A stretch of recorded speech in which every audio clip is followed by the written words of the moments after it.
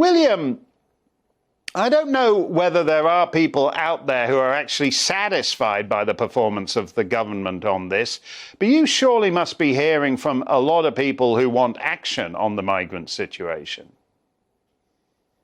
Yeah, well, just general polling, Mark, tells you that the public are not daft, and they've noticed 75% of the British public say that the borders are not under control.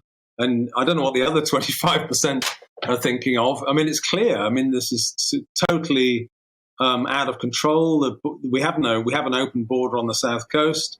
The whole system has been ceded to criminal gangs, and the government clearly lack the will, because that's what I'm blaming them for, the will to deal with it. You know, Mark, you just talked about the pandemic and the suppression measures.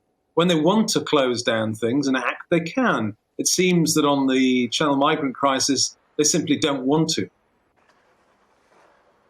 Yeah, that's actually an interesting comparison, because we have a government that purports to be able to micro-regulate every aspect of your life. So they can tell you you've got to stay in your bedsit 24 hours a day and only leave the bedsit for 20 minutes of exercise in a nearby park.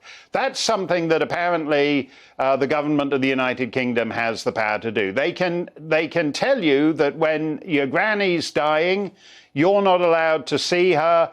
Granny has got to die alone. They have the power to do that, which is extremely cruel, extremely cruel. But apparently they can do nothing about this entirely different group of people who are just walking into the country. How does that, why is the European Court of Human Rights not hearing cases about lockdown and grannies dying alone and all the other stuff?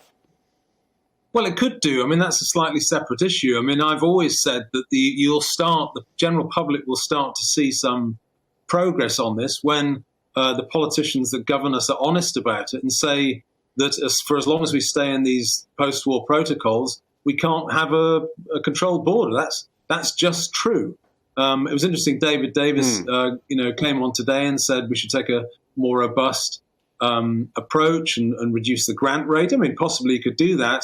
A lot of countries have a stricter interpretation of the rules. Australia has a stricter interpretation of the rules. But let's be honest, you just won't have a secure border until we get out of these protocols. And, you know, that's just the truth, Mark. And I would ask any member of the public to challenge politicians and the government on it, because that's just the way it is, I'm afraid.